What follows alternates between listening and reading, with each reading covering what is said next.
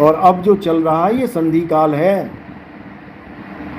ये संधि काल का समय चल रहा है, दो युगों के बीच का समय।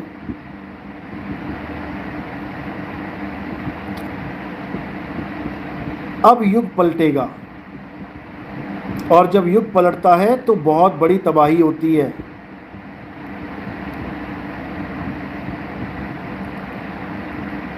तो धीरे धीरे आपको समझ में आएगा कि आखिर असलियत क्या है,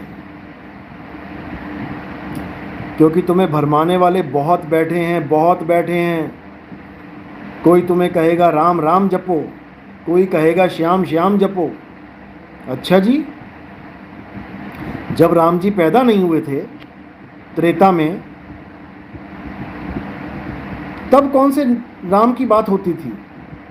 तब कौन राम जपता था? त्रेता में राम जी पैदा हुए उसके बाद तो समझ में आता है कि हाँ, किसी ने राम राम जपा होगा। सतयुग में किसने राम राम जपा? ध्रुव प्रहलाद ने कौन सा नाम जपा?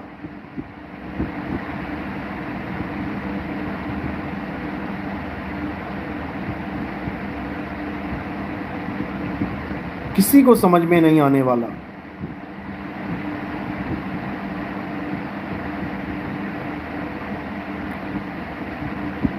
जब तक आपको ये समझ नहीं आ गया कि परमात्मा कोई शरीर नहीं है, वो कोई राम जी का शरीर नहीं है, वो कोई कृष्ण जी का शरीर नहीं है, वो कोई हनुमान जी का, कृष्ण जी का, शंकर जी का, किसी का भी शरीर नहीं है।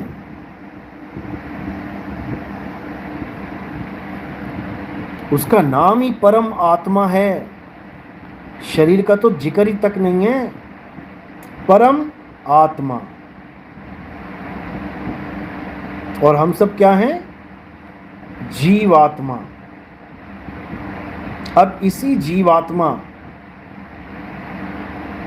जीवात्मा को अगर इसके सत्य स्वरूप का ज्ञान हो जाए, क्योंकि अभी अज्ञानता में है इसलिए जीवात्मा कहला रहा है, और जब ये ज्ञान में आ जाएगा तो जीव हट जाएगा, इसके नाम से जीव हट जाएगा, तब इसके नाम के आगे परम लग जाएगा। जैसे गंगा नदी जब समुद्र में मिल जाएगी तो उस पानी के नाम के आगे से गंगा हट जाएगा। जैसे हम कहते हैं गंगा का पानी, वो गंगा का पानी तब तक है जब तक वो समुद्र में नहीं मिली, और जैसे वो समुद्र में मिल गई तो नाम हो जाएगा समुद्र का पानी। पानी दोनों में लगा हुआ है, गंगा का पानी, समुद्र का पानी। समझ लो, आत्मा दोनों में लगा है, जीवात्मा, परमात्मा। क्योंकि आत्मा का मतलब है अविनाशी, सनातन,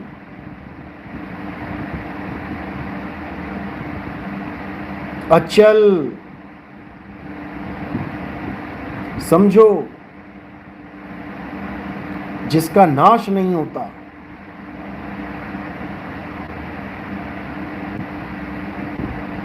तो गंगा का पानी समुद्र के पानी में जब मिलेगा तो वो पानी गंगा का नहीं रह जाएगा। यानी ये जब जीवात्मा ज्ञान में आके अपने स्वरूप को जान लेगी तो ये जीव नहीं रह जाएगी, तो ये परम हो जाएगी। और अगर ये जीव परम नहीं हो पाया और इसको कोई अधूरा गुरु मिल गया तब तो परम नहीं हो पाएगा। अधूरा गुरु यानी कि बीच के पड़ाव पे छोड़ देने वाला गुरु, जो पूरा ज्ञान ना दे पाए वो अधूरा ज्ञान देता है। अधूरा यानी बीच का ज्ञान दे देता है। तो जो मूल ठिकाने पे ना पहुंचा पाए, जो मूल ठिकाने पे ना पहुंचा पाए वो अधूरा गुरु है, यानी जो जीव से परम ना बना पाए वो अधूरा गुरु है। वो तुम्हें बीच में छोड़ देगा। और बीच के पड़ाव को क्या बोलते हैं? जीव और परमात्मा, इन दोनों के बीच में एक पड़ाव और है। क्या बोलते हैं उसको? नाम लिखो। जीव और पीव के बीच में एक पड़ाव और है। बिल्कुल सही, बिल्कुल सही। अब ये पड़ाव को समझ लो अच्छे से। जो लोग अज्ञानता में खुद भी गलत नाम का सिमरन करते हैं, गलत नाम का जाप करते हैं, कोई श्वासों का अजपा जाप करते हैं, या समाधि लगा के बैठ जाते हैं चारों चारों युग, या कोई हठ योग करते हैं, या कोई शरीर के अंदर कमलों का जागरण करते हैं, या कोई कुछ भी करते हैं, A to Z कुछ भी, तो वो शिव अवस्था में पहुंच जाते हैं। अब शिव को कोई भोले शंकर मत समझने लग जाए कि शिव का नाम लिया तो भोले शंकर याद आ गया शिव एक अवस्था का नाम है जिसको कहते हैं शिवोहम शिवोहम। आज मैंने 2-3 वीडियो डाली हैं, शॉर्ट्स डाले हैं शिवोहम पे, अच्छी तरह देखना उसको, मैं स्टेटस पे भी लगा दूंगा। ये शिव अवस्था जीव की ही हो जाती है, ब्रह्म कह देते हैं जिसे। अच्छे से समझ लो, ये शिव अवस्था हर जीव की हो जाएगी जब उसे पूरा गुरु नहीं मिलेगा।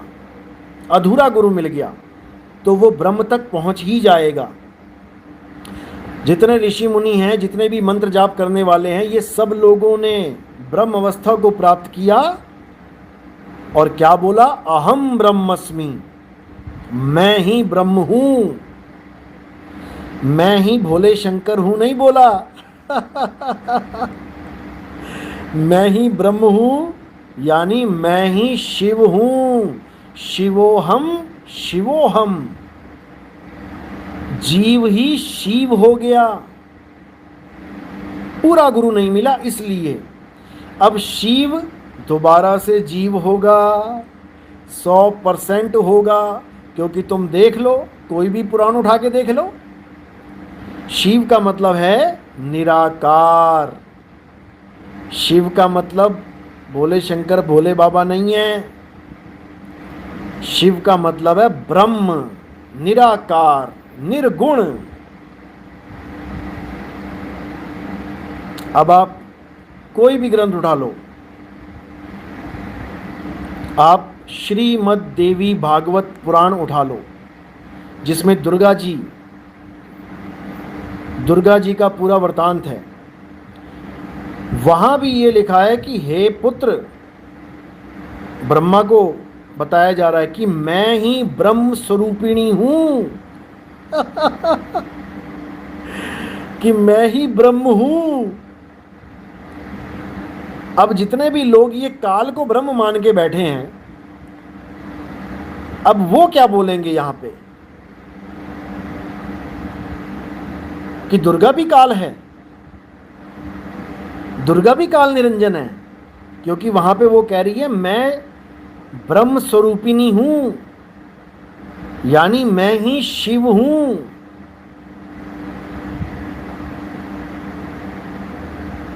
लोगों को समझ में ही नहीं आएगा ये बोल क्या रही हैं। बिल्कुल क्लियर कट वहां पे बोल दिया कि मैं ना स्त्री हूं, ना मैं पुरुष हूं, ना मैं नपुंसक हूं। जो मुझे स्त्री समझता है वो महामूढ़ अज्ञानी है, जो मुझे पुरुष समझता है वो महामूढ़ अज्ञानी है, और जो मुझे नपुंसक समझता है वो महामूढ़ अज्ञानी है। यही कृष्ण जी ने बोला है, ना मैं नर हूं, ना मैं नारी हूं, ना मैं नपुंसक हूं।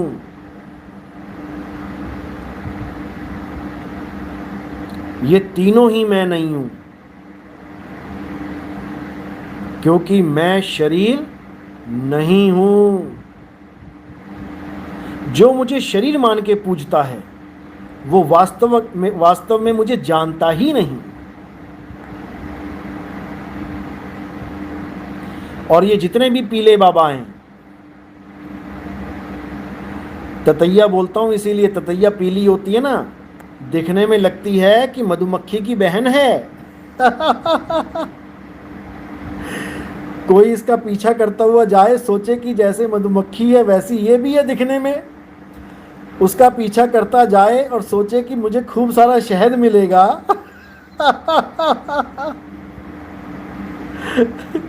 मेरे भाई, उस छत्ते में कहीं उंगली मत लगा देना।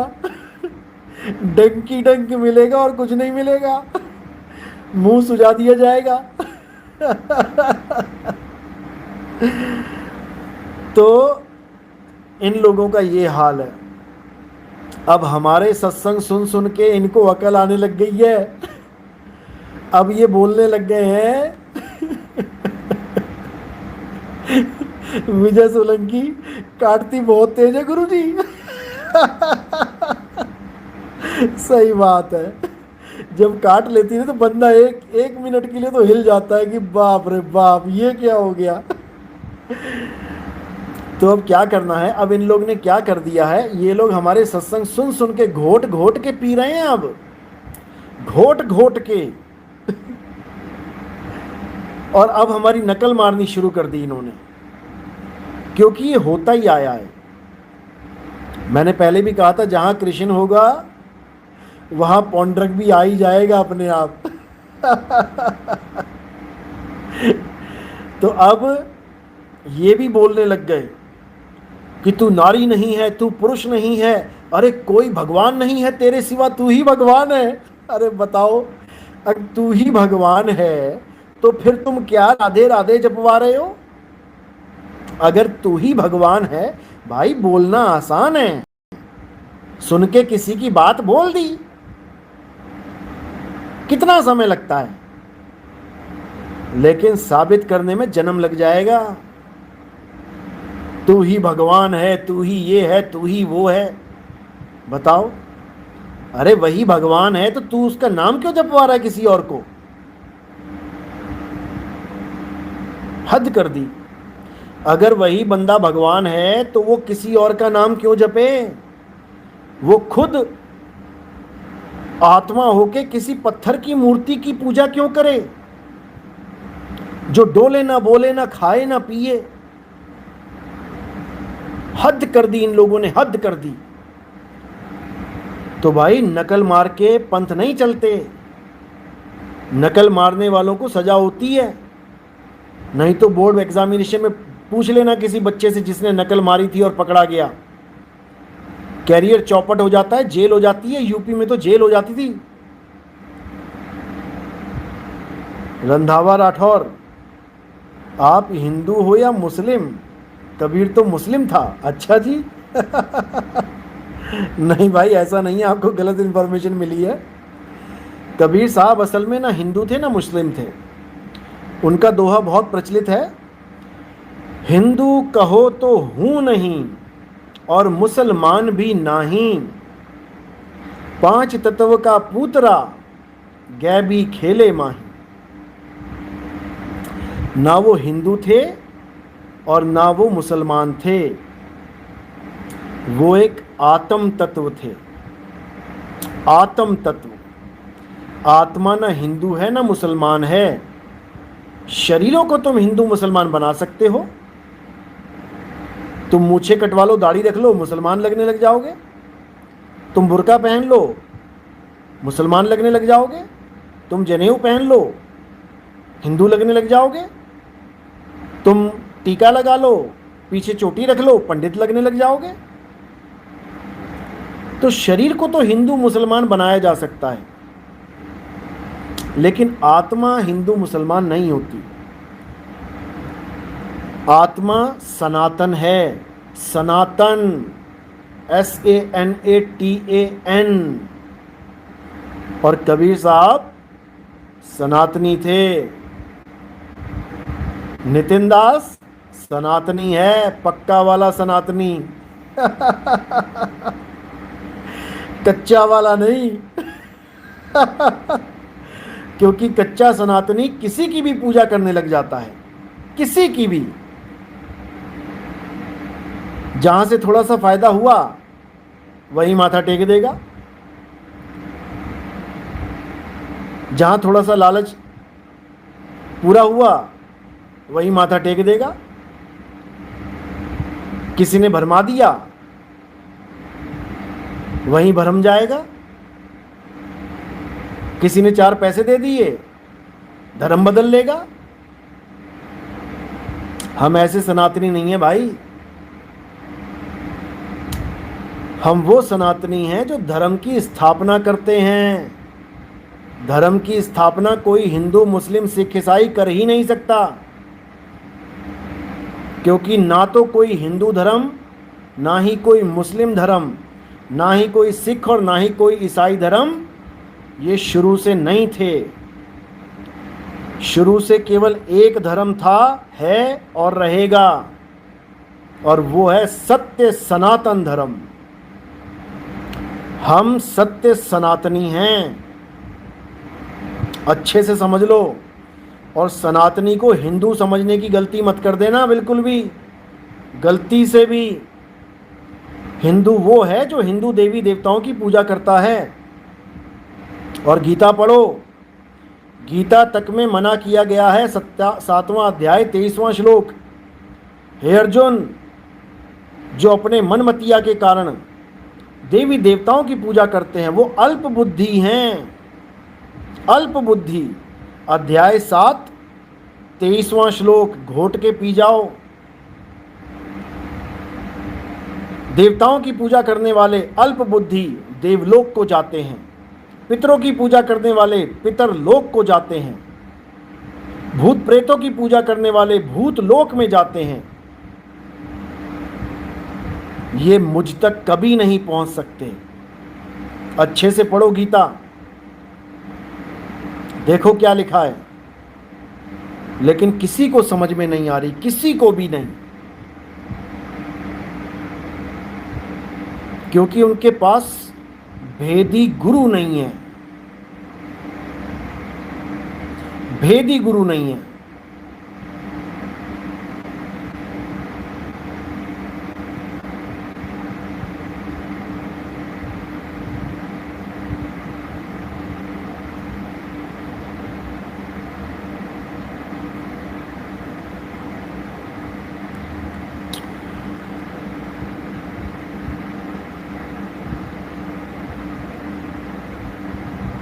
राठौर जी, आप फिर समझ लो,